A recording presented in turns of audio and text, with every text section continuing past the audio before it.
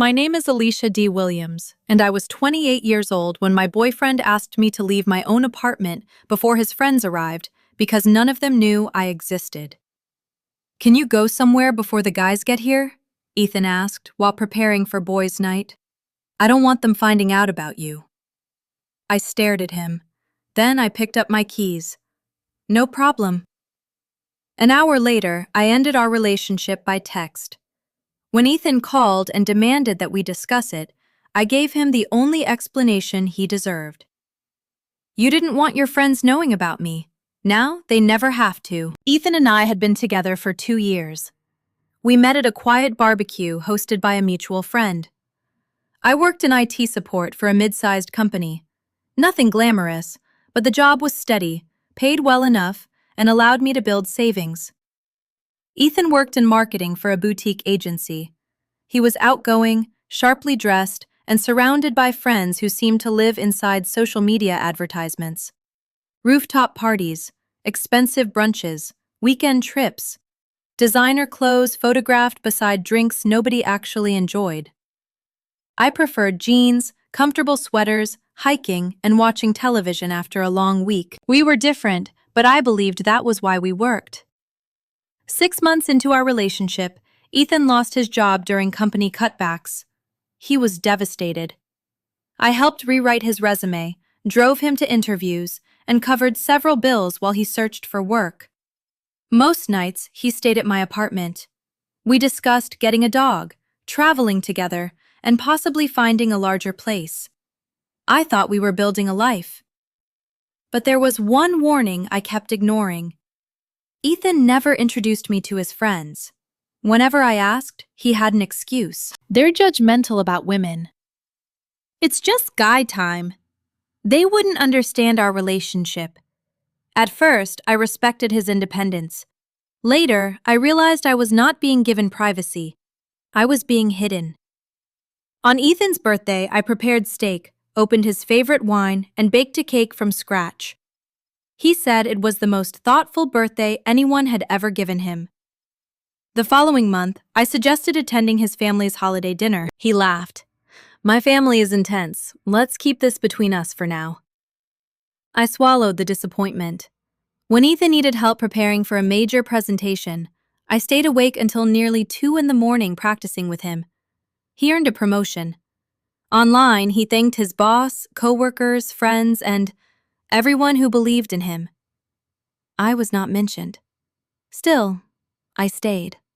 The night everything ended began on a Friday. Ethan had planned boys' night at my apartment. Technically, it was still my apartment, although he had filled half the closet, kept food in the refrigerator, and slept there almost every night. I was sitting on the couch while he styled his hair and tried on different shirts. Then he turned from the mirror. "Hey, can you leave before everyone arrives?" I looked up. "What do you mean? Go into the bedroom?" He laughed. "No, just go out for a few hours. Meet your friends or get dinner somewhere." "Why?" Ethan applied cologne without looking at me. "My friends think I'm single. Explaining you would make things complicated." I waited for him to admit it was a joke. He did not. "We've been together for 2 years." "I know, but they have certain standards." "What standards?" He sighed. "They like successful, exciting women. You're sweet, but you're stable and predictable. They would tease me for settling down with the quiet IT woman." The words landed harder than I expected. Then Ethan glanced at his phone and smiled at a new message. "Besides, Vanessa might come." "Who is Vanessa?" "A coworker." "The coworker you keep texting?" He rolled his eyes. "We flirt sometimes, nothing serious. She travels, parties, and understands that everything doesn't need a label." I stood slowly. "Are you saying we aren't exclusive?" "We never officially defined it." "You live in my apartment." "That doesn't mean you own me." His expression became smug. "You're good for quiet nights and stability. Vanessa gives me excitement. I need both." For a moment, I looked at the man whose rent I had helped pay, and whose career I had helped rebuild. Then everything became clear. I was not his girlfriend. I was the reliable woman he kept hidden while he searched publicly for someone he considered more impressive. "Can you leave now?" Ethan asked. "They'll be here in 30 minutes. I picked up my jacket and keys. "No problem." Relief crossed his face. "Thanks, babe. Come back later. We can spend the night together after they leave." I walked out without answering. At a nearby park, I sat in my car and replayed every excuse, every cropped photograph, and every event where Ethan claimed partners were not invited. An hour later, I sent him one message. "We're done.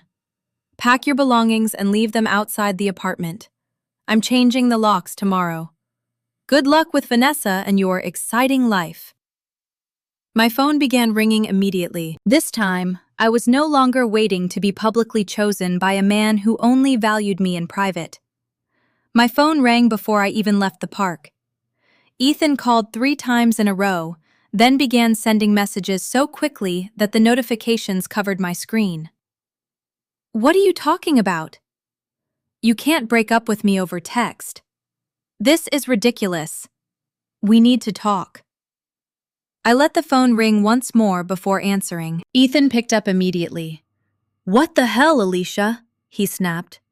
"You're ending a 2-year relationship because I asked for one evening with my friends?" "No, I'm ending it because you asked me to leave my own apartment so your friends could continue believing you were single."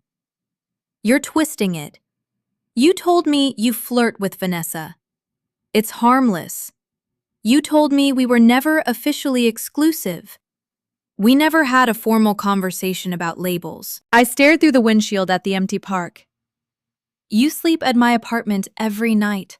I supported you when you lost your job. We discussed getting a dog and finding a bigger place. What exactly did you think we were?" Ethan sighed as if I were exhausting him. "This is why I didn't tell my friends. You make everything so serious." "Because it was serious to me." "Well, maybe that was your mistake." The sentence hurt, but it also gave me clarity. Ethan continued, "My friends have standards. They date women who travel, take risks, and have ambition. You're content with your little IT job and the same routine every week." "The job that paid your bills?" "That does not mean you get to control me." "I never tried to control you." "You're doing it now. You're punishing me because I want space." "No, I'm giving you all the space you asked for." His tone sharpened. "Vanessa understands me. She doesn't cling. She knows how to have fun." "Then be with her." "You're being dramatic." I remained quiet. Ethan mistook the silence for hesitation. "Come back after the guys leave. We'll talk tomorrow when you calm down." "You didn't want your friends knowing about me," I said. "Now they don't have to." Then I hung up. When I returned after midnight, the apartment was quiet. Several bags sat beside the front door, with a note taped to the largest one. "Your loss." Ethan had taken most of his clothes, but left toiletries, shoes, and several boxes of things he assumed he could collect later. I changed the locks the next morning. Anything he left after the deadline I gave him was donated. The first week was harder than I expected. I woke reaching toward his side of the bed. I found myself buying groceries he liked, before remembering he no longer lived there. Doubt came in waves. Had I overreacted? Should I have demanded a proper conversation? Then I remembered the relief on Ethan's face when I agreed to leave. He had not been afraid of losing me. He had been afraid his friends might discover me. I did not post about the breakup. I did not contact mutual friends or expose what happened. Instead, I started running in the evenings. I wrote down every warning I had ignored. The hidden relationship, the cropped photographs, the holiday invitations that never came, the money I loaned him, the promotion he celebrated publicly without mentioning the woman who practiced his presentation with him until 2 in the morning. The list became difficult to read. Therapy helped me understand why I had accepted so little. My therapist, Dr. Harris, asked me during our second session, "Why did you believe being hidden was the price of being loved?" I did not have an answer. Eventually, I realized that I had confused patience with loyalty. I believed that if I supported Ethan long enough, he would eventually become proud to choose me. But love should not require an audition. Work became my next focus. I enrolled in courses for cloud computing and cybersecurity. I studied during lunch breaks and spent evenings practicing instead of waiting for Ethan to return from events where I was never invited.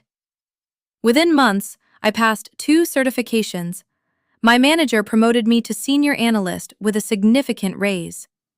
The same predictable job Ethan mocked began sending me to conferences in other cities. I upgraded my wardrobe slightly, not to impress anyone, but because I enjoyed entering a room feeling confident. I joined a gym, lost 15 pounds, and rediscovered hiking with friends I had neglected during the relationship.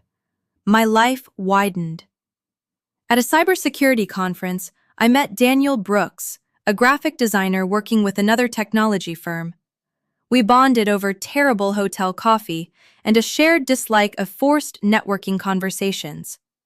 Our first date was casual. Our second lasted 4 hours. Daniel introduced me to his friends within 2 weeks. There was no hesitation. "This is Alicia," he said proudly. "She's the brilliant analyst I told you about." The words almost made me cry. Not because they were extraordinary, because being acknowledged should never have felt extraordinary. Meanwhile, Ethan began dating Vanessa publicly. Their photographs appeared online almost immediately. Concerts, weekend trips, rooftop parties, captions about freedom, and finally finding someone who matched his energy. For several weeks, the life he wanted seemed perfect. Then, the cracks appeared. Vanessa was impulsive and unreliable.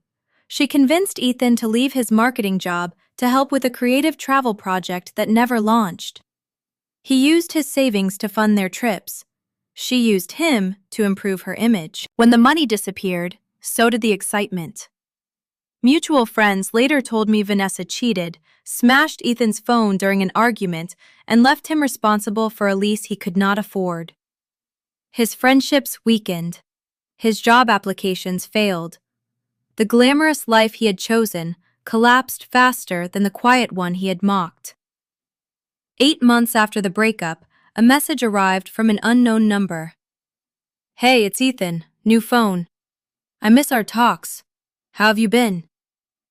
I blocked it. Then came an email. "I was going through things back then. We should get coffee." I deleted it. His next voicemail was less casual. "Vanessa was a mistake. She cheated and left me with everything. I'm sorry if I hurt you. You were always there for me. I need advice. Please call." Need. Not love. Not respect. Need.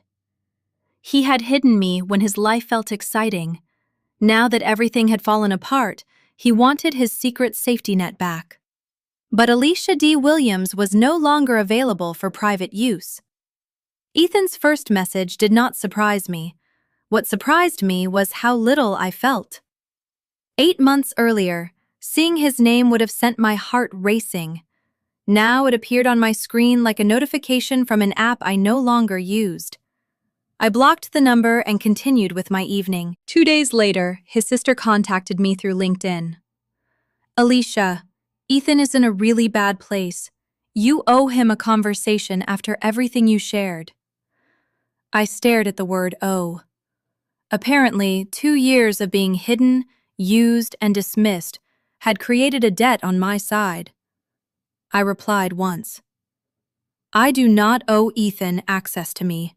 Please do not contact me again." Then I blocked her.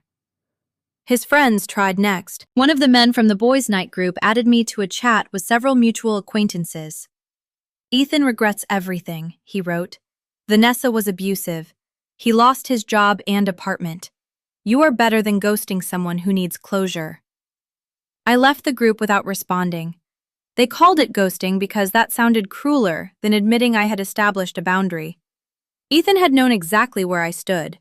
The relationship ended the night he told me to leave my own home because I embarrassed him.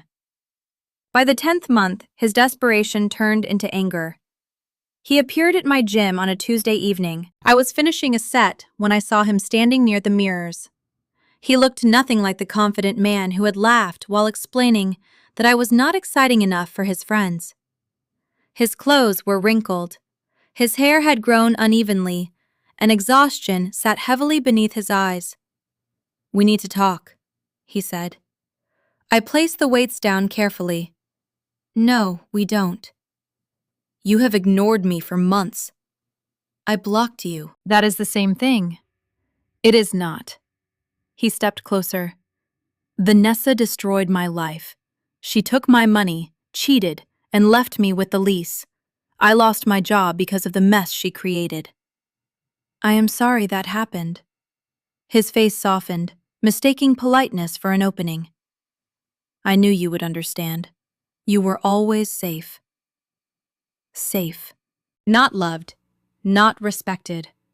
Safe. He continued. "I see your career is going well. The promotion, the conferences, all of it. You look amazing. Maybe we both needed time apart." "We did not take time apart." He frowned. "We ended." "Alicia, come on. I said things because I was under pressure. You told me I was too embarrassing to introduce to your friends. I was confused. You admitted you were flirting with Vanessa. She manipulated me. You told me our relationship was never official." His jaw tightened. "I was scared of commitment." "No, you were comfortable receiving commitment while refusing to give it." Several people nearby had begun watching. Ethan noticed and lowered his voice. "Can we go somewhere private?" "No."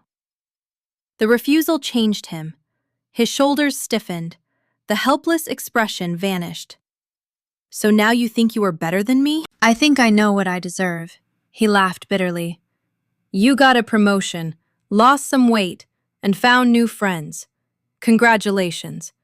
You are still the same boring woman underneath." For a moment, the gym disappeared. I was back in my apartment, watching him smile with relief because I had agreed to leave before his friends arrived. But this time, the words did not wound me. They clarified everything. "If I am so boring, why are you here?" His face reddened. "Because you owe me closure." "No, you want rescue." "That is not fair." "You did not miss me when your life was exciting. You came back when the excitement became debt, unemployment, and humiliation." His eyes filled with anger. "I gave you 2 years. You gave me secrecy." A staff member approached. "Is everything all right?" "Yes," I said. "This man is leaving." Ethan stared at me. "You will end up alone." Daniel's message appeared on my phone at that exact moment. "Dinner after your workout?" I almost smiled. "I am not alone." The staff escorted Ethan out while he continued arguing. I finished my workout. My hands shook slightly, but I did not leave early. That night, I told Daniel what had happened. He listened quietly. "Are you worried he will come back?" "No," I said after thinking about it. "I think I finally saw him clearly." Ethan's apologies had always depended on getting what he wanted. The moment I refused, regret became cruelty. The following weeks brought more burner numbers and emails. Some pleaded, "I have nowhere to stay." Some accused, "You ruined my reputation." Others tried nostalgia. "Remember the dinner you made on my birthday?" I deleted them all. Therapy had taught me that boundaries were not punishments. They were doors I was allowed to close. Daniel and I continued seeing each other. He never rushed me. He never used my past against me. When he introduced me to his parents, he did it without hesitation. "This is Alicia," he said, "the woman I've been telling you about." No hiding, no compartmentalizing, no shame. Almost 1 year after the breakup, our mutual friend Marcus invited us to his birthday celebration at a rooftop bar. I knew Ethan might be there. For a moment, I considered declining. Then I remembered something Dr. Harris had told me. Protecting your peace does not always mean avoiding every place where someone else might appear. Sometimes, it means knowing they no longer control whether you enter the room. So I went. Daniel held my hand as we stepped onto the rooftop beneath strings of warm lights. For the first hour, everything felt easy. Then I saw Ethan standing alone at the bar. Our eyes met. He looked at Daniel. Then he began walking directly toward us. Ethan stopped a few feet in front of us. For a second, nobody spoke. The rooftop music continued behind him, but the space between us felt strangely still. Ethan looked thinner than the last time I had seen him. His shirt hung loosely around his shoulders, and the confidence he once wore so easily had been replaced by something restless and brittle. "Alicia," he said, forcing a smile. "You look different." "I am different." His eyes shifted toward Daniel. "And this is—" Daniel extended his hand calmly. "Daniel." Ethan ignored it. "Can we talk privately?" "No." His expression tightened. "It will only take a minute." "Then you can say it here." Daniel glanced at me, silently asking whether I wanted to leave. I squeezed his hand. I was not running from Ethan anymore. Ethan took a slow breath. "I know I treated you badly." It was the closest he had come to a direct admission. "I hid you. I said things I should not have said. Vanessa was manipulating me, and I let her convince me that the life we had was not enough." I said nothing. He continued quickly, afraid silence might stop him. "She cheated. She took my money. She destroyed my career and left me with nothing. I have been staying with my sister. My friends barely speak to me." His voice cracked. "But I have been going to therapy. I understand now that you were the person who truly loved me." Daniel remained silent beside me. "What do you want?" I asked. "A chance to fix this." "You had 2 years." I was confused. "No, you were comfortable." Ethan blinked. "You accepted my home, my money, and my support while telling everyone else you were single. That was not confusion. That was a decision." His eyes filled with tears. "I know. I was ashamed." "Of me?" "Of settling down, of becoming predictable." The word settled between us. Predictable. The insult he had used to reduce everything I gave him. "And now?" I asked. "Now I understand that predictable means safe." There it was again. Safe. He still saw me as shelter. A place to return after his exciting life had burned down. "You do not miss me," I said. "You miss the woman who paid the bills, listened to your problems, and expected nothing in return." "That is not true." "Then tell me something you miss about me that has nothing to do with what I did for you." His mouth opened. Nothing came out. The silence answered for him. Ethan looked toward Daniel again. "So you replaced me?" "No," Daniel said calmly. "She chose herself. I met her afterward." Ethan's face darkened. "You really think he knows you better than I do?" "He knows I exist," I replied. "That already puts him ahead." A few people nearby turned toward us. Ethan lowered his voice. I apologized. "What more do you want?" "I do not want anything from you." His sadness disappeared almost instantly. "You are enjoying this." "No." "You want me humiliated because you finally have some impressive job and a boyfriend who looks good beside you." Daniel stepped slightly closer, but I touched his arm. "I could handle this." "I wanted you to respect me when we were together," I said. "You refused. Now your opinion has no value in my life." Ethan laughed bitterly. "You are still the same boring woman underneath all this." The old insult landed softly. It no longer had anywhere to attach. Then you should be relieved I am not taking you back. His face flushed. I could do better than you. You already tried. The words were not loud, but they ended the conversation. For a moment, Ethan looked exactly as he had the night he ordered me out of my apartment. Smugness collapsing into anger because the person he expected to control had stopped cooperating. He looked at Daniel. She will suffocate you eventually. Everything has to be serious with her. Daniel smiled slightly. I like serious. Ethan turned back to me. You will regret this. I regretted staying. I have never regretted leaving. He stared at us, searching for one final opening. There was none. Ethan walked away, leaving his drink untouched at the bar. Several guests watched him disappear through the stairwell. I released a breath I had not realized I was holding. Daniel looked at me. You okay? I considered the question honestly. Yes. Not because seeing Ethan had been painless, because he no longer had the power to define me. We stayed at the party. We laughed, danced badly, and toasted Marcus beneath the string lights. Later, Daniel and I stood near the edge of the rooftop, while the city stretched below us. For years, Ethan had convinced me that stability was something embarrassing. Now I understood it was only embarrassing to people who benefited from it, while refusing to respect it.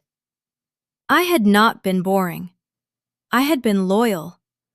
I had not been needy. I had expected honesty.